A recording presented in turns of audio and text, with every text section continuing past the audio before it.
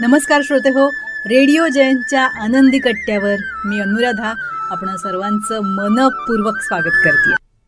श्रोते हो, सायकोसोमॅस्टिक काउन्सिलर प्रणाली शिंदे यांनी एक अतिशय सुंदर विचार मांडलाय. त्यांचा विचार त्यांच्याच शब्दात आजच्या आनंदी कट्ट्यावरून तुमच्यापर्यंत पोचवते. ज्या लोकांचा आत्मविश्वास कमी असतो आणि स्वतःवरती प्रेम नसतं, अशी माणसं नेहमीच असुरक्षित भावनेत वावरत असतात. आपल्याच मनासारख्या सगळ्या गोष्टी झाल्याच पाहिजेत हा अतिअट्टहाससुद्धा असुरक्षिततेची भावना निर्माण करतो. इनसिक्युरिटी म्हणजेच असुरक्षितता. जेव्हा विशिष्ट गोष्टी किंवा विशिष्ट व्यक्ती किंवा परिस्थितीबद्दल मनात भीती, शंका आणि गमावण्याची भावना दृढ होते ना, तेव्हा असुरक्षिततेची भावना निर्माण होते. मग तीच भावना खरी मानून आपण त्याच गोष्टीवर खूप विचार करतो. खरं तर ही एक सर्वसामान्य भावना आहे, जी आपल्याला आपल्या आयुष्याच्या विविध टप्प्यावर अनुभवायला येते. काही वेळा मात्र या भावनेची व्यापकता प्रचंड वाढते.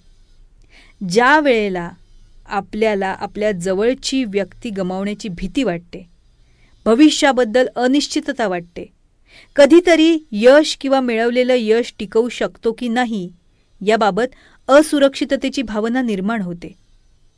कोणाला आर्थिक असुरक्षितता वाटते, कोणाला नात्यांची असुरक्षितता, कोणाला करिअर बाबतीत असुरक्षितता वाटते. खरं तर आत्मविश्वास कमी असल्यामुळे परिस्थितीशी ती व्यक्ती सामना करू शकत नाही आणि म्हणूनच अशा असुरक्षिततेच्या भावनेला सामोरं जावं लागतं. खरं तर या भावनेची कारणं वेगवेगळी असली तरीसुद्धा यामुळे जगणं असह्य होतं हे मात्र खरं. मग दिसण्याबद्दल, आवाजाबद्दल, आपल्या बोलण्याबद्दल, विचारांबद्दल, व्यक्त होण्याबद्दल अजून अशी बरीच कारणं आहेत.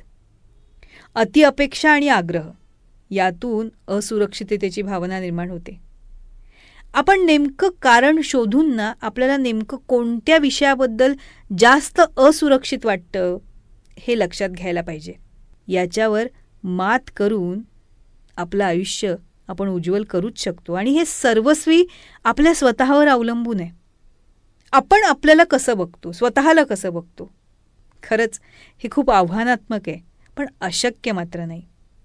सगळ्यात आधी ना स्वतःबद्दल तक्रार करणं थांबवायला हवं. स्वतःची इतरांशी तुलना करायला थांबवायला हवं. स्वतःविषयी आत्मविश्वास बाळगायला हवा. कारण असुरक्षितता म्हणजेच स्वतःच्या क्षमतांवर शंका असणं.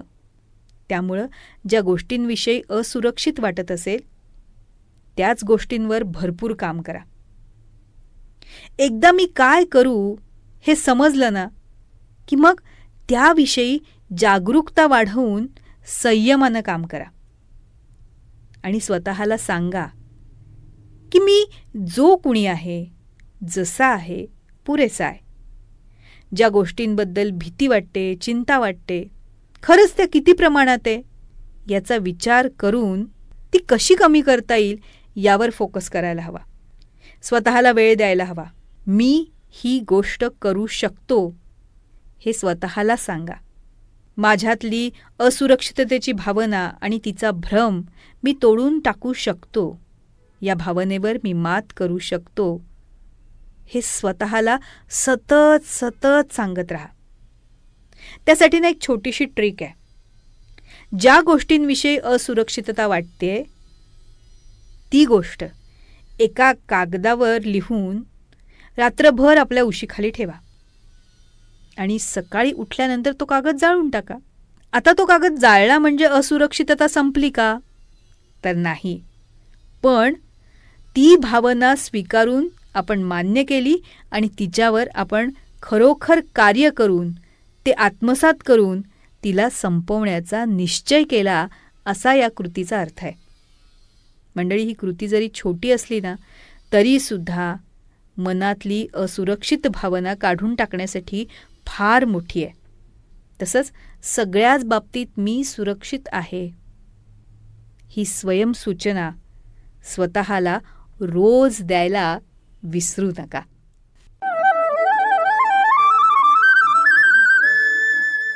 तर श्रोते हो, आजचा हा विचार तुम्हाला कसा वाटला याविषयी आम्हाला आपल्या प्रतिक्रिया जरूर कळवा. त्याचबरोबर रेडिओ जयंतनं चतुरस्त्र हा पॉडकास्ट सुरू केलेला आहे आणि या पॉडकास्टमध्ये प्राध्यापक, लेखक, कवी, नाटककार श्री रमेश कोटस्थाने यांच्याशी साधलेला दिलखुलास संवाद आपण बघणार आहात. या संवादाचे दोन्ही भाग आपण आपल्या चॅनलवर अपलोड केलेले आहेत, तेव्हा हे दोन्ही भाग जरूर बघा. ते तुम्हाला कसे वाटले याविषयीच्या प्रतिक्रिया नक्कीच आमच्या कमेंट बॉक्समध्ये लिहा.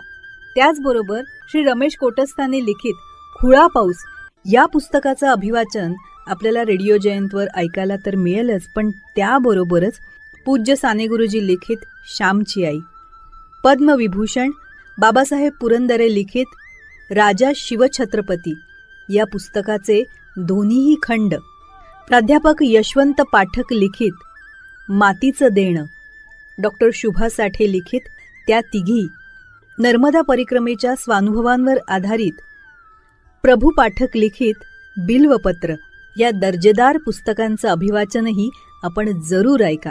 आणि ते आपल्याला कसं वाटलं याविषयीच्या आपल्या प्रतिक्रिया आमच्या कमेंट बॉक्समध्ये नक्की लिहा.